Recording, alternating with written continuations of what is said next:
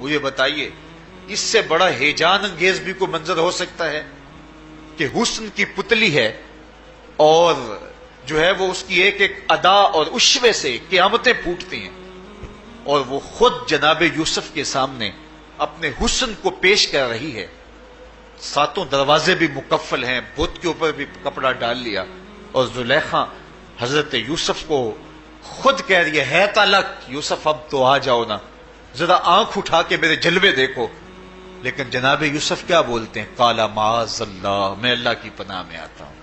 کہا تو 7 دروازے بند کر کے لوگوں کی نظروں سے چھپ گئی اور موٹا کھیس ڈال کے اپنے زوم میں اپنے اس جھوٹے خدا سے بھی شرم کرتی ہے اور اس سے چھپ گئی، میں اس خدا سے حیا کیوں نہ کروں جو 7ویں کوٹھڑی میں بھی دیکھ رہا ہے۔ پھر اتنی روشنیاں برسی، اتنا یقین برسا کہ گناہ کیا، گناہ کا تصور بھی محال ہو گیا۔ تو مجھے بتائیے کتنا ہیجان انگیز منظر تھا جب حسن قدموں میں بچھنے کے لیے خود بےتاب تھا، اور حضرت یوسف جوان رانا ہے، جوانی اور شباب پورے باقپن پہ ہے، اور ادھر حسن مچل مچل کے قدموں میں بچھ رہا ہے، لیکن یہ جذبہ کہ میرا اللہ مجھے دیکھ رہا ہے ایسی رکاوٹ بنتا ہے۔ قال معاذ اللہ، کہا میں اللہ کی پناہ میں آتا ہوں۔ تو یہ یقین جب بندے کے ساتھ جڑ جاتا ہے کہ میرا اللہ مجھے دیکھ رہا ہے، تو پھر انسان کے لیے گناہ سے بچنا کوئی مشکل نہیں ہوتا۔ گھر میں فاقے ہوں، مشکل میں بندہ پھنسا ہو اور اس کو رشوت مل رہی ہو، تو پھر اپنا ہاتھ روکنا بڑا مشکل ہوتا ہے، بلکتے بچوں کا خیال آتا ہے۔ لیکن جب یہ خیال ہو کہ میرا رب میرا رازق ہے اور میرے اس عمل کو دیکھ رہا ہے، تو پھر بندہ اس کو پرے کا کی حیثیت بھی نہیں دیتا،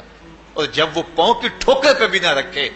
تو پھر اللہ فرماتا ہے وَيَرْزُقُهُ مِنْ حَيْثُ لَا يَحْتَسِبُ، تو یہ کر کے دیکھ میں تجھے وہاں سے رزق دوں گا جہاں سے تجھے گمان بھی نہیں ہوگا۔ تو اپنے یقین کو کھڑا کر کے دیکھ، میرے اوپر اعتماد کر کے دیکھ۔ میرے حضور نے فرمایا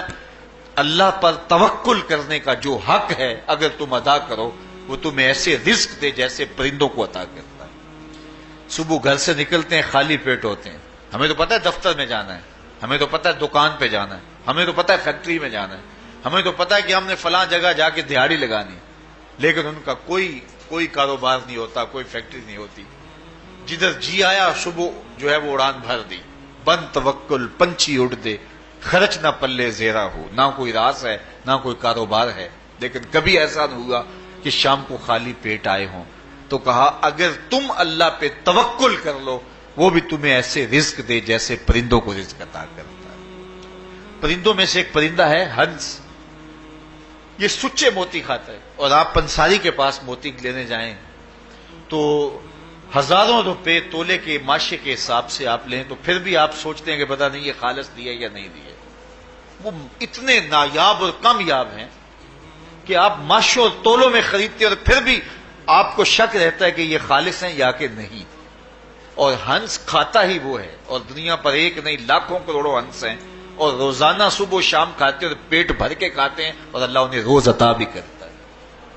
تو یہ مالک وہ ہے، رازق ہے۔ جب اس پہ توکل اور اس پہ یقین پیدا ہو جاتا ہے تو پھر مشکل نہیں رہتا، پھر آسانی پیدا ہو جاتا ہے۔ تو روزوں میں اللہ تعالیٰ یہ یقین دیتا ہے کہ وہ مجھے دیکھ رہا ہے، بندہ یہ تیقن پیدا کر لیتا ہے کہ میرا اللہ مجھے دیکھ رہا ہے۔ بعض کا چھوٹے بچے روزہ رکھ لیتے ہیں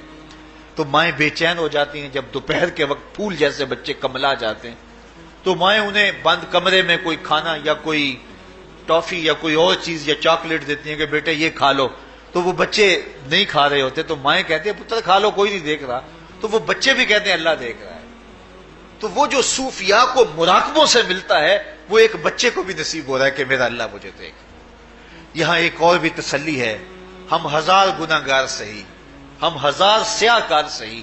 لیکن ہمارا رب پہ کتنا یقین ہے رمضان میں پتہ چلتا ہے کہ اس ذات پہ ہمارا کتنا تیقن ہے، کتنا یقین ہے، جس کو دیکھا نہیں، چھوا نہیں، بات نہیں ہوئی، جو تصور خیال کی حدود سے بڑا ہے، اتنا یقین ہے کہ ہم پانی نہیں لیتے، کھانا نہیں لیتے کہ میرا اللہ مجھے دیکھ رہا ہے۔ کاش کہ اس کو ہم اپنی پوری زندگی میں پھیلا لیں، اور اس کو زندگی میں جب ہم طاری کر لیں گے تو پھر گناہ کرنا محال اور ناممکن ہو جائے گا، اور زندگی نور علی نور ہو جائے گی، اور یہی تقوی کا حصول ہے۔ تو فرمایا اے ایمان والو، تمہارے اوپر روزے فرض کر دیے گئے جس طرح تم سے پہلوں پہ فرض کیے گئے تھے، لعلکم تتقون، تاکہ تم متقی بن جاؤ، تاکہ تم پرہیزگار بن جاؤ۔ حضرت سلمان فارسی رضی اللہ تعالی عنہ سے مروی ہے کہ جب شعبان کی 29 تاریخ ہوتی تو اللہ کے محبوب میں خطبہ ارشاد فرماتے، اس میں رمضان المبارک کے فضائل بیان کرتے اور کہتے تمہارے پاس ایک شہر عظیم عزت اور عظمت والا مہینہ آ رہا ہے جس کا ہر دن باقی سال کے دنوں سے افضل ہے، جس کی ہر رات باقی سال کی راتوں سے افضل ہے، اور اس میں ایک رات ایسی ہے لیلۃ القدر جو 1000 مہینے سے بہتر۔ تو یہ اللہ تعالیٰ کی رحمتوں کا روپ ہے، رحمتوں کے دروازے کھول دیے جاتے ہیں، اور روزہ دار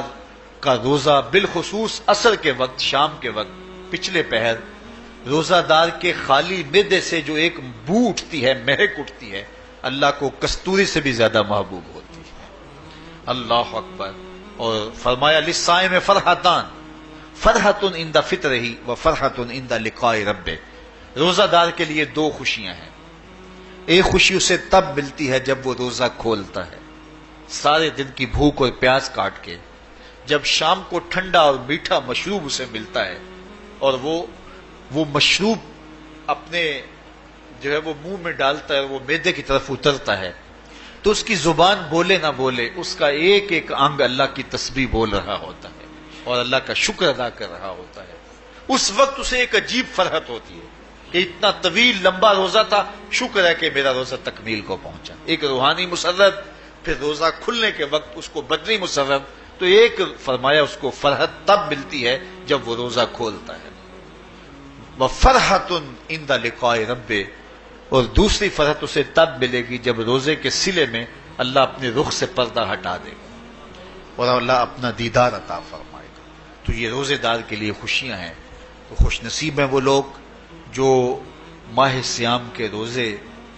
پورے خشوع و خضوع کے ساتھ رکھتے ہیں اور اس کی برکتوں سے مالا مال ہوتے ہیں۔ ورنہ بعض لوگ میں نے ایسے بھی دیکھے ہیں، وہ چھوٹی چھوٹی بیماریوں کا بہانہ بنا کے روزہ ترک کر دیتے ہیں اور انہیں حوصلہ ہی نہیں پڑتا روزہ رکھنے کا، چونکہ الصوم نصف الصبر، روزہ آدھا صبر ہے۔ میں سمجھتا ہوں، میں شوگر کا مریض ہوں اور 4 سے 5 گھنٹے اگر مجھے کچھ کھانے کو نہ ملے تو میری طبیعت میں ایسا اضطراب اور بے چینی پیدا ہو جاتی ہے کہ میں گھر والوں سے الجھنے کی کیفیت میں بھی آ جاتا ہوں۔ لیکن ماہ سیام میں 20 گھنٹے بھی کاٹ لیتا ہوں، لیکن میری طبیعت پہ کوئی بوجھ اس لیے نہیں ہوتا کہ میں اللہ کی رضا کو اپنے ذہن کے ایک ایک گوشے میں رکھے ہوئے ہوتا ہوں۔ تو یہ آدھا صبر ہے، یہ صبر سکھاتا ہے۔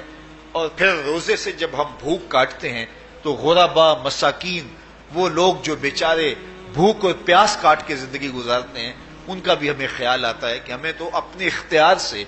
چند لمحوں کے لیے بھوک کاٹنی پڑی تو اس کی کلفت اور اس کی اذیت اتنی ہے، تو جو شخص مجبوری کی وجہ سے کاٹتے ہیں اور ان کے بلکتے بچے ان کے سامنے ہوتے ہیں تو پھر ان کا عالم کیا ہوگا۔ تو اس سے پھر صدقہ اور خیرات کا ماحول پیدا ہوتا ہے اور ہم غربا کو اپنے ساتھ خوشیوں میں شریک کرتے ہیں۔ انہو لحب الخیر لشدید، انسان کی ایک کمزوری کو بیان کیا کہ یہ دولت کی محبت میں بڑا سخت ہے، یہ چاہے اسے اور کچھ کرنا نہ آتا ہو، پیسے گننے سے بڑے آتے ہیں، اور دولت کی محبت میں یہ بڑا سیانہ ہے اور یہ بہت زیادہ حریص ہے دولت کی محبت میں، سویر سے لے کر شام تک اس کی تگ و تاز، اس کی جد و جہد بس دولت کے لیے ہے۔ تو یہ دعا بھی مانگنے لگے تو دولت کی دعا آ جائے تو بڑی خشوع و خضوع سے مانگتا ہے۔ تو یہ بہت زیادہ شدید محبت کرنے والا ہے دولت سے، اور اس کا اوڑھنا بچھونا ہی دولت بن گیا ہے، سویر سے لے کر شام تک بس اس کا وظیفہ حیات ہی ہے۔ حالانکہ یہ اللہ نے ذمہ لیا ہے، وَمَا مِن دَابَّةٍ فِي الْأَرْضِ إِلَّا عَلَى اللَّهِ رِزْقُهَا، زمین پر چلنے رینگنے والی کوئی چیز ایسی نہیں ہے جس کا رزق اللہ نے اپنے ذمہ کرم پہ نہ لیا ہو۔ وہ تو جانوروں کو بھی رزق دیتا ہے۔ شکم مادر میں جب بچہ ہوتا ہے 120 دن کا تو فرشتہ آ کے اس کی عمر بھی لکھ جاتا ہے، اس کا رزق بھی لکھ جاتا ہے، اس کا شقی و سعید ہونا بھی لکھ جاتا ہے۔ لیکن اس نے اس قدر پریشانی لی ہے، جو رب کا ذمہ ہے، اس کا اتنا کام تھا کہ کام پہ جاتا،